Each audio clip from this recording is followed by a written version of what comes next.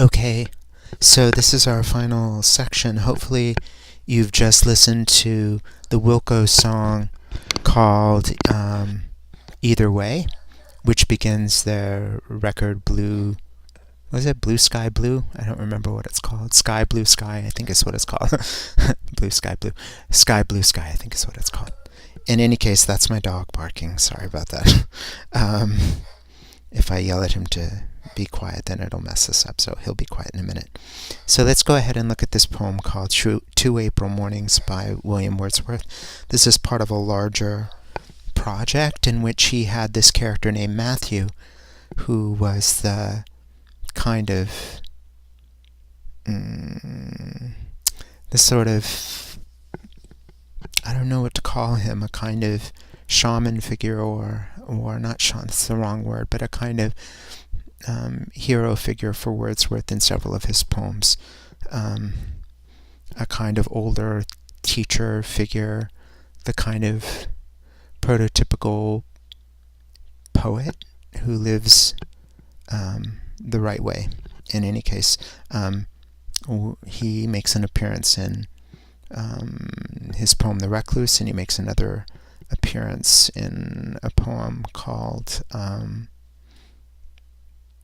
The Ruined Cottage. Anyway, this is Two April Mornings.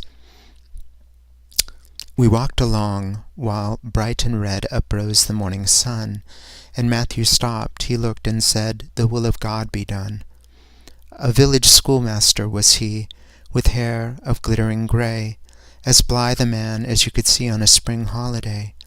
And on that morning, through the grass, and by the steaming rills, we travelled merrily to pass a day among the hills. Our work, said I, was well begun. Then from thy breast what thought beneath so beautiful a sun, so sad a sigh has brought?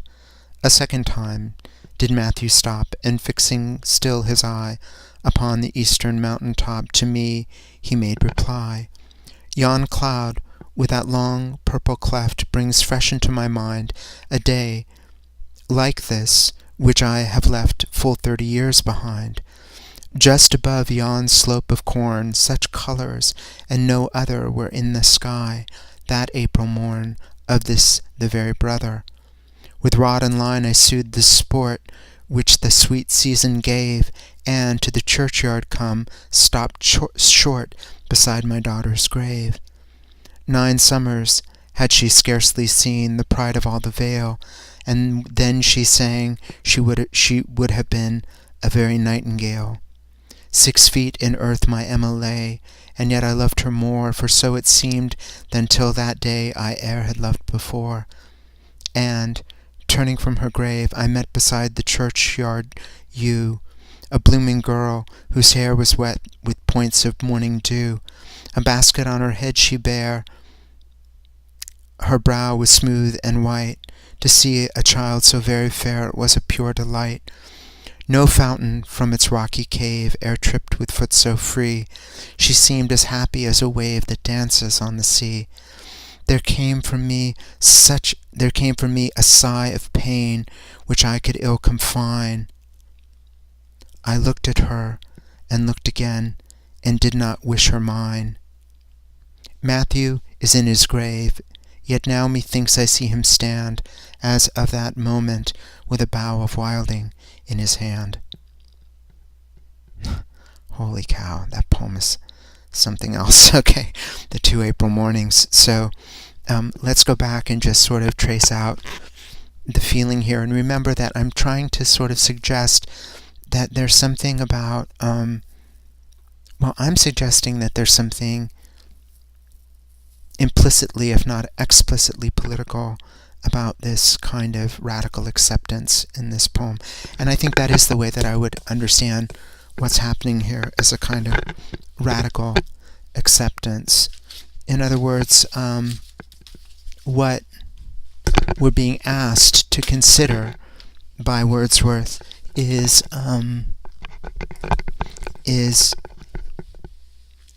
what would it be to take life on life's terms exactly as it comes. So Matthew is his model for this, and Matthew, walking along, suddenly just says out of nowhere, "The will of God be done," and this leads the speaker to say, "Yo, why did you say that?"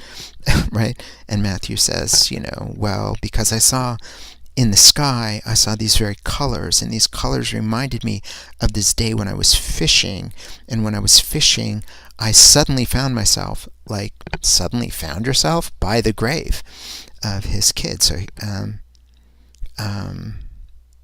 he stopped short beside my daughter's grave. Does this mean he just like surprisingly just stopped there and was surprised to be at his daughter's grave? Very strange. In any case, I would say that what we're being asked to consider is a radical acceptance. This term, radical acceptance, I thought I had sort of thought of it like 10, 15 years ago. I was talking to some friends, but then there's a book called Radical Acceptance, and maybe neither of us thought of it. It's written by a Buddhist. Maybe maybe it's just a word that's out there.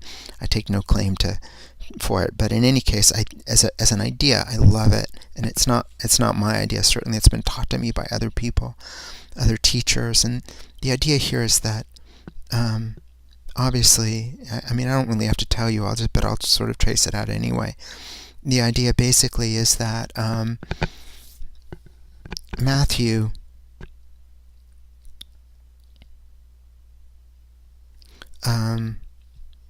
contains within himself a memory, and this memory is something. It's a memory of a loss that can't be completely overcome. So it is, like most losses, it's a loss that we must learn to abide, right? So it's not like a loss ever can be completely found again or remade, but he carries this loss in a way that is ethical. He doesn't, I mean, the reason we know that he hasn't completely overcome it is he has to stop out of nowhere and say, "Thy will be done," which is obviously a prayer. He's saying, "Okay, God, I'm suddenly remembering my lost daughter. I'm missing her. I'm feeling sad. I'm feeling this loss again. Help me to understand that it was your will, and that's what I have to accept," right? So he does accept that, and he accepted it 30 years ago in such a way that it was so powerful that he was able to see another little girl and not wish that she was his Emma. So when he sees the other little girl with the curly hair, and a basket on her head or something, he sees her and he doesn't wish her his. He lets her have her own autonomy, and he stays with the loss. He stays with the loss. I don't think it's melancholic, because it's not like he's stuck, but it's like he refuses to take up the bait and wish for the girl. Instead, he lets the girl have her separate meaning. And then, as Wordsworth loves to do, there's a final turn of the screw, and that is that the speaker also is seeing Matthew. Is it another April morning? I don't know. Is it like the third April morning that he writes this from? He's remembering Matthew, which is his loss that he holds, and he sees Matthew in this way. And presumably, if he saw another older man walk by, he wouldn't wish that man was Matthew. Instead, he would see Matthew as he was that day, holding a bough of wilding in his hand. So, I guess I'm making a claim that 2 April mornings is also a kind of way of understanding this radical acceptance, right?